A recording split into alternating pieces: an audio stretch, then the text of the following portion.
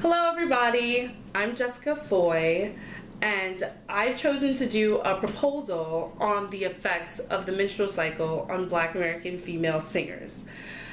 And the way that I came across this topic is I suffered personally regularly from severe menstrual cycles. I don't have any history of polycystic ovaries or anything like that, just severe menstrual cycles, and they really impeded vocal production for me. And I wanted to know why this was happening. Is it happening specifically because I'm a Black female? Is it happening because of my severe cycles? Does it happen to every woman on every cycle? Am I only more aware of it because I'm a vocalist? Or is it a mental thing? I don't think it's a mental thing, no. But so I began to research this topic, and I found quite a bit of case studies on the effects of the voice during the menstrual cycle. And what I have found is there's really a gap between singers and non-singers. Most studies focus not only on non-singers, but postmenopausal women, as opposed to women of prime reproductive years. So we're talking about approximately the ages of 18 to maybe 30 perhaps. And so these studies were purposely looking for untrained voices or non-singers, not even professional voice users. So I was kind of like, why is this happening? Why don't we want to see the effects of what happens to singers? And why can't we have something more applicable to us as performers? So basically, my literature review first highlights the menstrual cycle itself. And most of us had this in anatomy class in like high school, but for those who need a refresher, I talk about the menstrual cycle and its division of basically the 28-day cycle is divided into two halves. The first half is referred to as the follicular phase, and the second is referred to as the luteal phase. Hopefully I'm not saying that horribly. And most research has been highlighted focusing on the follicular phase because that is where menstruation and really ovulation lies. The second phase is more about those hormones stabilizing and going back to normal, just so it can happen again. Thank you, Mother Nature. So within the menstrual cycle, we also have what is known as premenstrual syndrome that everybody thinks they have, but aren't all officially diagnosed with.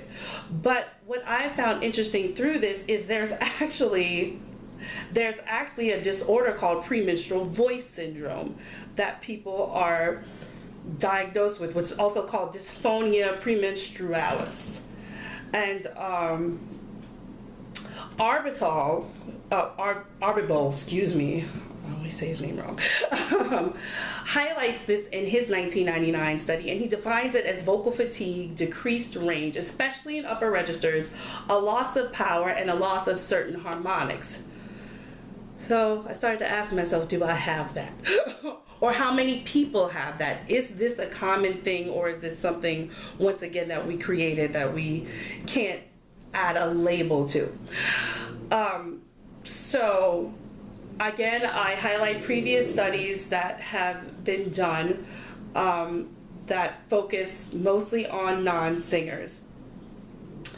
And the one study that did incorporate female singers were only classically trained or of Western tradition.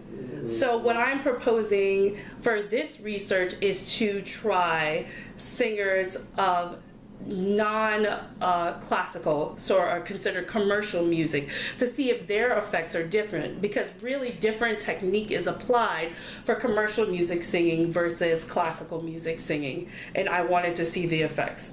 Why Black American females, because I thought maybe if we triggered a certain ethnic group, we can narrow down some of the symptoms, because perhaps African American females have common premenstrual symptoms that maybe all Asian American, Caucasian American, or whoever don't have.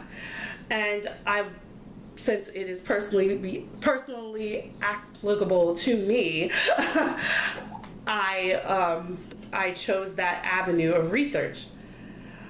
And so also I think that it's important for singers and performance practices to know how we can produce optimal vocal function. I think that's the important and that's the key here. So any information that we can gather to help us perform to the best of our abilities or maximal ability, then great. So I'll leave you with the general purpose of this study is to examine the effects of the menstrual cycle in Black American female commercial vocalists ranging from prime reproductive age of approximately 18 to 30 years old. And the research questions that everything comes down to for me is, what effect does the menstrual cycle have on Black American female singers of peak reproductive years who predominantly perform commercial music? The second one is, if the vocal mechanism is affected, how do these effects impede optimal voice production?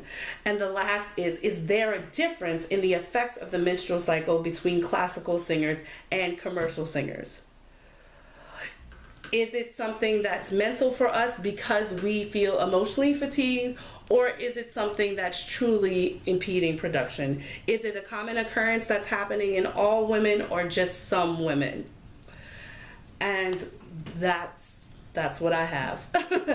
Thank you.